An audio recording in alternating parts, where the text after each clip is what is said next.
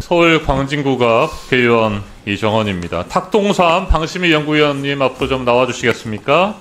탁동삼 참고인 본인의 신분까지도 공개한 상태고요. 지난해 민원 사주 의혹, 청부 민원 의혹들이 제기됐을 때 이 부분에 대해서 구체적으로 문제를 지적하고 또 권익위에도 신고를 하셨죠? 네, 맞습니다. 네, 왜 그랬습니까? 이게 공익적인 성격이 짙다, 공익적으로 문제가 있다라고 판단하신 겁니까? 네, 일단 유일임 씨를 위원장으로 위촉한 사람은 윤석열 대통령입니다. 그리고 유일임 씨가 수십 명의 가족들과 지인들을 동원해서 민원을 넣은 건은 윤석열 대통령이 검사 시절 수사를 무마했다는 의혹에 대한 보도입니다. 무엇보다 공정성을 생명으로 가져야 할 심의기관의 위원장이 자신을 위원장으로 만들어준 최고 권력자의 비리를 보도한 방송 내용을 제재하기 위해서 본인의 가족들과 지인들을 이용해서 민원을 넣었다는 사실을 알게 됐기 때문에 심의기구의 한 직원으로서 그리고 우리 사회의 한 네. 일원으로서 공익제보를 해야겠다고 알겠습니다. 생각했습니다. 방심위에서 몇 년 동안이나 근무하셨죠? 21년 넘었습니다. 네, 이명박 박근혜 정부 당시에 방심위에서 과도하게 제재를 내린 사실이 있었고 이와 관련해서 2018년 팀장 한 분이 해임됐죠? 네, 네, 이게 그렇습니다. 지금 청부 민원, 그다음에 청부 심의 뭐 이런 내용 아니었습니까? 네, 본인이 다른 사람의 이름을 도용을 해서 대리 민원을 넣었던 사건이었습니다. 네, 그랬기 때문에 방심위 직원들은 이게 공익적으로 아주 문제가 있다. 만약에 민원 사주나 청부 민원이 사실이라고 한다면 심각한 법 위반이다라고 판단을 하신 거죠. 그래서 공익적인 판단으로 권익위에도 신고를 하신 거 아닙니까?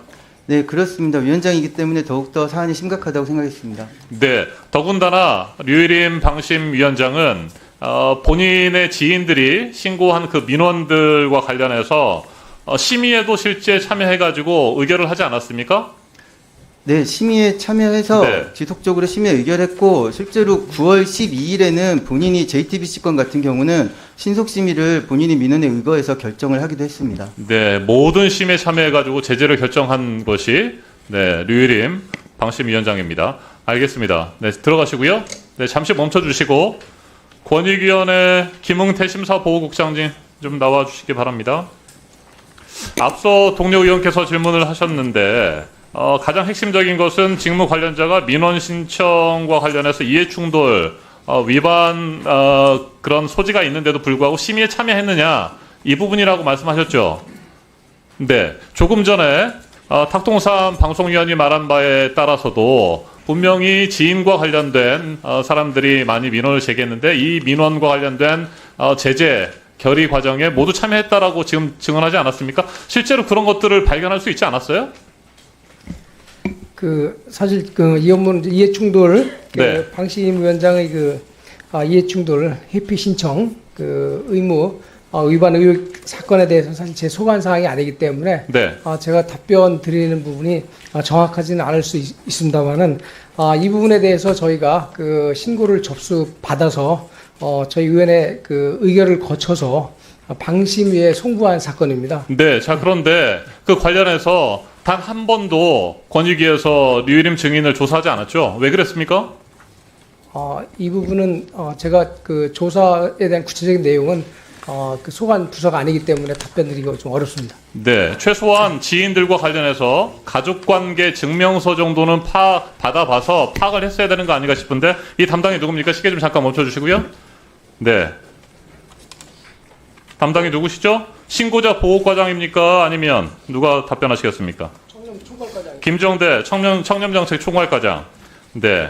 그 위반 신고 유형은 행동강령 위반 신고 사건도 있었고 네. 이해충돌 방지법 위반 신고 사건 두 가지 종류가 있었습니다. 네, 지난번에도 제가 지적을 했었는데 행정강령과 관련해서는 그냥 종결 처리했죠. 똑같은 사안임에도 불구하고 이해충돌 방지법은 송부를 했었고요. 왜 이런 결정이 나온 겁니까? 답하십시오. 그 결정은 어쨌든 신고 내용 확인을 거쳐가지고 저희 위원회에 상정을 해가지고 위원회에서 의결된 거라는 것을 좀 말씀드리겠습니다. 네, 가족관계 증명서조차도 받지 않은 이유는 뭡니까? 신고와 관련해 가지고 어떤 내용을 증거를 조사했고 그 구체적인 조사 범위에 대해서는 저희가 좀 말씀드리기가 좀 어려운 점을 양해해 주시기 아니 뭘 바라겠습니다. 조사를 했냔 말이에요. 제가 질문 드리는 겁니다. 기본적으로 이게 지인들과 가족들이 민원을 넣었었는지 이게 민원 사주나 첨부 민원과 관련이 있는지를 파악하기 위해서는 가족관계 증명서라도 받았어야 되는 거 아닙니까? 그것조차 안 했잖아요. 아무것도 안 했잖아요. 뭘 조사했다는 겁니까? 7개월 동안? 가족관계 시계 멈춰주시고요. 다른 분이 답변하시겠습니까? 예, 저 행동강력과장 말씀드리겠습니다. 네. 예, 저희가 조사를 하면서 그 지난번에 회의록에서 말씀하신 대로 가족관계 증명서를 요구했습니다만은 개인 정보라는 이유로 제출받지 못했습니다. 제출하지 않으면 그냥 넘어가는 겁니까? 근데 저희 같은 경우는 이제 저희 행동강령에 있어서는 일단 저희가 종결을 한 사유는 이해충돌 방지법으로 신고가 됐기 때문에 종결을 했다는 걸 말씀드립니다. 아니 그러면 행동강령 위반에 대해서는 이해충돌 방지와 관련해서 종결하고 그 이해충돌 방지법으로 통보를 했어요. 그럼 똑같은 사안인데 네? 왜 그랬냐고요. 네, 지난번에 또 제가 말씀드렸었죠. 예, 의원님께서 말씀하셨습니다. 민원인들이 이의 제기했잖아요. 네. 행동강령과 관련 다시 지금 조사하고 있습니까? 예, 그래서 지금 이의 신청이 와서 저희가 그 법리적인 검토를 지금 하고 있습니다. 무슨 법리적인 검토를 해요? 그- 똑같은 사안에 대해서 하나는 송부 결정하고 경찰이 이첩한 다음에 행동강령과 관련해서는 그냥 자신들의 판단에 따라서 종결 처리해버리는 상황이 있는데 이걸 뭐 다시 이의 신청을 들었으면 조사한다고 하지 않았어요 지난번에? 예, 지금 진행하고 그 이의 신청에 대해서 현재 조사가 진행되고 있습니다. 민원인과 관련해서 분명히 지인임에도 불구하고 이 부분에 대해서 가장 쟁점되는 부분에 대해서 제대로 조사도 하지 않았어요. 그리고 말씀드린 대로 행동강령 똑같은 사안임에도 불구하고 종결 처리했고 네, 아무것도 안 한 겁니다. 이걸 왜 아무것도 안 했는지 잘 판단해 보면 벌써 한 1년 가까이 지나지 않았습니까?